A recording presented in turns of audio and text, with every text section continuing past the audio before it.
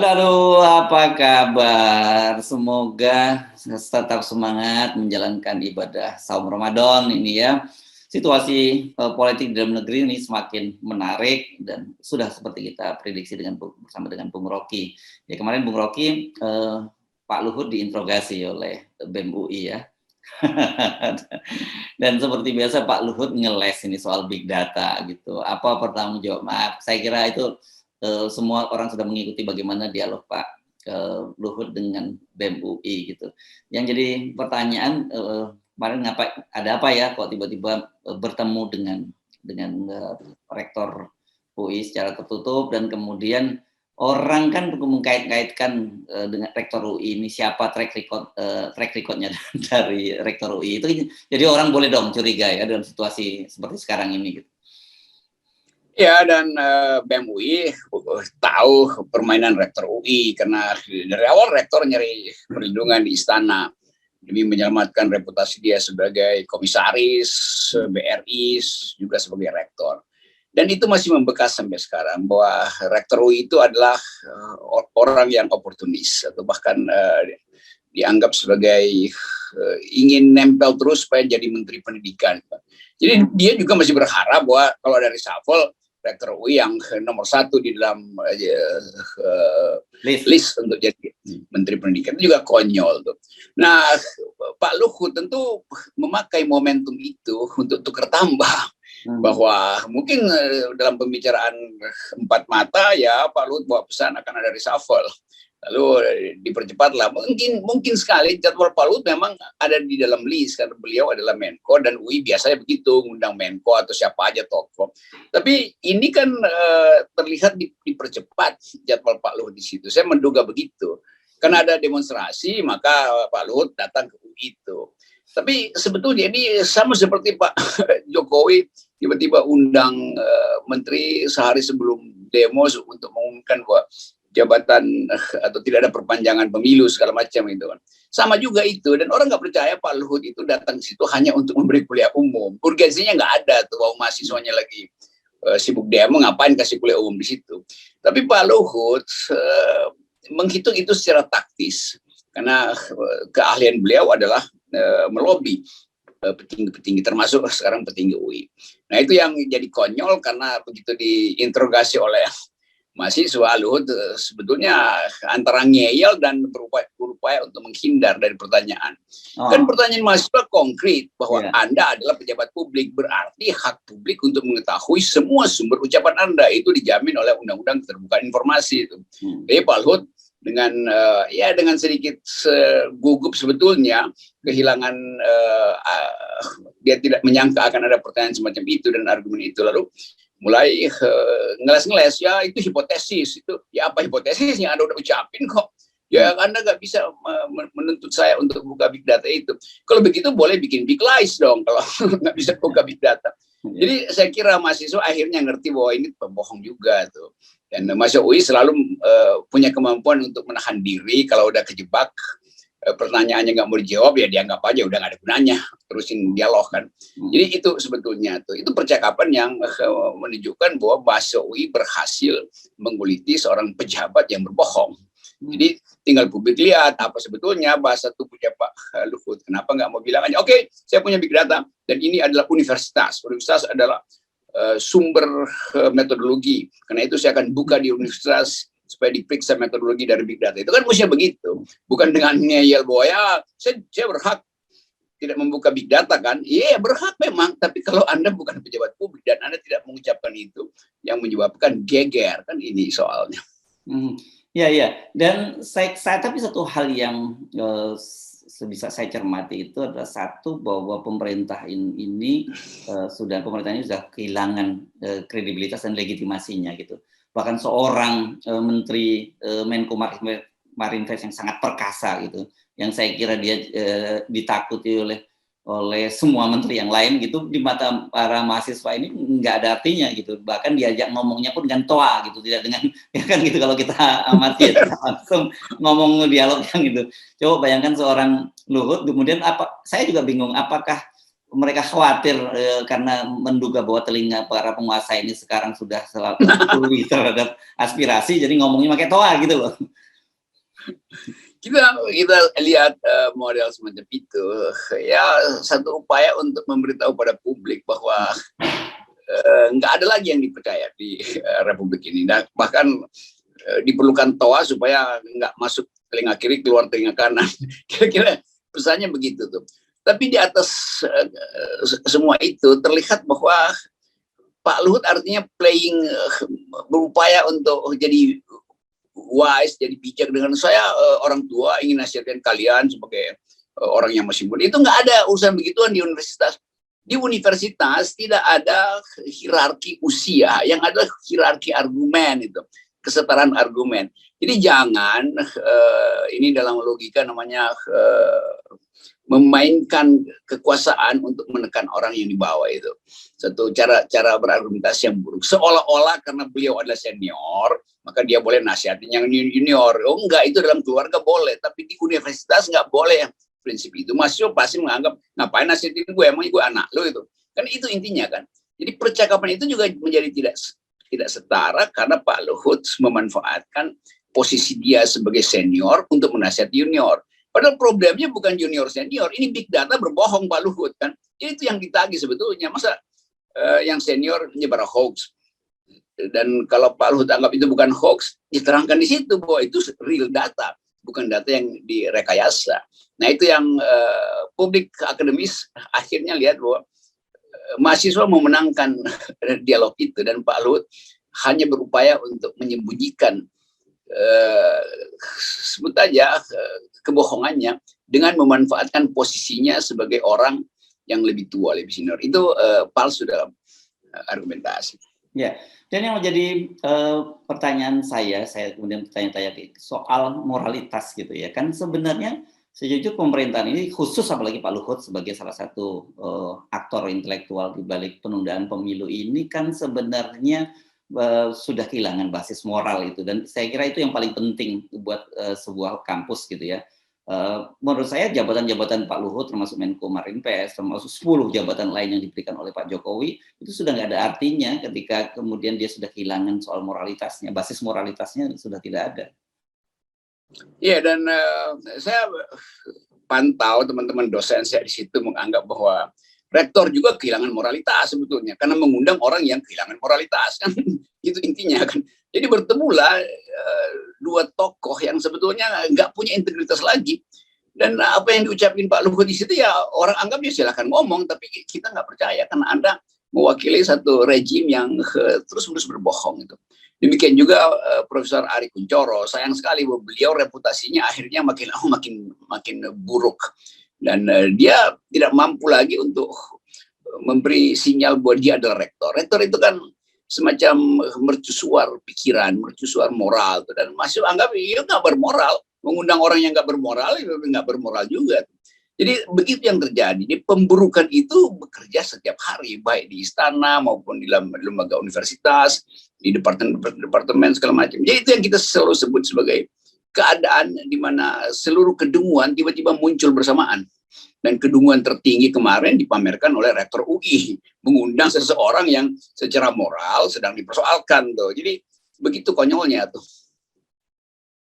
Oke, nah ini kan orang kemudian juga boleh curiga bahwa dalam perbincangan yang tertutup antara Pak Luhut dengan Pak Ari Kunchoro ini berkaitan untuk bagaimana mencegah mahasiswa melakukan unjuk rasa. Kita tahu tanggal 21 April nanti Aliansi Mahasiswa Indonesia itu ya, dalam hal ini BEM Universitas Indonesia akan menggelar aksi ya, dan itu didahului dengan Kongres Rakyat kan. Kita tinggal menunggu apakah kemudian Kongres Rakyat itu juga mengalami hambatan, kemudian juga mahasiswa UI itu mendapat intimidasi untuk tidak melakukan aksi. Ini saya kira dalam beberapa hari ini kan akan muncul itu, kecuali mungkin karena opini publik yang begitu besar, Pak Ari mungkin teringat kasus dulu ketika dia berhadapan juga berkonfrontasi dengan BEM UI. Ya, ini BEM UI dia punya simpanan strategi. Saya tahu logika itu. Bertahun-tahun saya bergaul dengan mereka, puluhan tahun saya diskusi dengan mereka, dan kita dosen itu punya etika untuk tidak ingin tahu apa yang dilakukan oleh BEM UI, kecuali mereka minta pendapat. Tapi kita nggak pernah bikin semacam rencana pengarah segala macam, karena kita percaya bahwa mahasiswa itu otentik. Dia tahu basis nilai dia adalah kejujuran. Dan itu kita hormati. Jadi rencana untuk membuat Kongres Rakyat memang real. Karena bagi BEM UI, satu-satunya penyelesaian adalah lakukan semacam penyadaran publik di luar institusi-institusi resmi. Nah, itu disebut Kongres Rakyat kan. Kan gampangnya begitu. Ya mungkin aja kita duga apa isi Kongres Rakyat. Mungkin membatalkan keputusan-keputusan eksekutif. Jadi Kongres Rakyat ini akan mengambil alih fungsi DPR, Yunto MPR, yang memang konyol, yang seharusnya menjadi watchdog pemerintah, justru jadi mainan pemerintah DPR ini. Karena itu rakyat kemudian memutuskan untuk bikin kongres. Dan mahasiswa UI, BEM UI, pasti udah bikin riset. Ini BEM UI punya lembaga yang semacam KSP di kampus. Ya, Kastrat, kajian strategisnya itu. Kajian strategis. Dan itu mereka selalu baca data, selalu tahu perkembangan terakhir. Mereka punya pertemuan rutin, undang pakar dan bahas soal-soal. Jadi kalau dia bikin kongres itu basisnya betul-betul kuat datanya, dan dia tahu bahwa rakyat pasti mendukung. Karena itu mereka dengan tanpa beban bilang bahwa kami akan bikin kongres rakyat di 21 April. Nah itu pasti akan menggemparkan kembali, karena lebih dari itu mungkin kongres rakyat juga akan memutuskan bahwa pemilihan presiden thresholdnya 0%. Nah siapa mau larang tuh? Kan dia nggak, karena dia anggap Mahkamah Konstitusi nggak bisa putusin, nah Kongres Rakyat yang putusin. Dan kedudukan moral mahasiswa itu jauh lebih tinggi dari kedudukan Mahkamah Konstitusi sekarang, jauh lebih tinggi dari kedudukan DPR hari ini. Jadi itu yang akan terjadi, dan kita menyambut dengan baik karena itu inisiatif jujur dari mahasiswa, nggak ada sponsor apa-apa di situ. Itu sebetulnya yang kita maksud sebagai mahasiswa, sebagai kekuatan moral yang dari awal perjuangan Orde Baru menghasilkan perubahan politik, lalu reformasi juga demikian. Jadi peran itu akan menetap dalam sejarah. Ini yang nggak dipahami oleh Pak Jokowi, bahwa mahasiswa itu adalah pemain tunggal di dalam politik moral di dalam sejarah Indonesia, bahkan sejarah dunia. Oke, jadi bagaimana kita memahami politik hari-hari ini, karena ternyata kemarin ini setelah kasus Ade Armando kemarin gitu ya, dan saya kira sepakat untuk mengakhiri perbincangan tentang Ade Armando, karena bagaimanapun juga itu hanya noise ya. Kalau kita selalu bicara dalam yang kita dulu bicara antara voice dengan noise, itu kan hanya noise gitu. Tapi apa boleh buat, memang noise itu yang paling menarik buat publik untuk bicarakan. Tapi pasca ini saya kira orang kembali fokus pada persoalan-persoalan, apalagi kan realitas kehidupan memang semakin berat gitu. Iya, suara mahasiswa akan berlanjut. Walaupun kita tahu ada friksi kecil di kalangan kelompok-kelompok mahasiswa. Tapi mereka satu ide untuk menghasilkan kembali Indonesia itu. Bahwa ada taktik yang berbeda-beda itu biasa aja tuh. Partai juga begitu, di dalam semua organisasi pasti ada friksi. Tapi begitu ide bersama ditemukan, itu tidak mungkin lagi ditahan oleh keterangan Mahfud MD, keterangan juru bicara presiden, macam-macam tuh. Jadi kita fokus kembali pada gerakan mahasiswa menuntut keadilan, menuntut penegakan hukum yang tidak diskriminatif, menuntut peristiwa-peristiwa masa lalu diungkap. Ini satu paket yang memang nggak mungkin diucapkan satu kali kan. Jadi mahasiswa hanya menuntut hal yang konkret sebetulnya, kenaikan harga pangan, BBM segala macam itu. Jadi soal itu yang tidak diucapkan sebetulnya. Jadi khas politik mahasiswa adalah mempersoalkan keadilan. Tentu para punakawan di sana akan datang dengan data, oh nggak begitu, ini karena harga internasional. Iya, nggak peduli mahasiswa, yang mereka inginkan agar supaya pemerintah itu berpihak pada janjinya tuh, nggak perlu berpihak pada rakyat lah, berpihak ada pada janjinya sendiri. Dan daftar bohong Pak Jokowi dan kabinetnya itu udah setumpuk. Jadi politik hari ini adalah kita balik lagi pada politik intelektual, dan dulu selalu kita katakan bahwa dalam keadaan krisis politik intelektual akan menemukan momentumnya sendiri.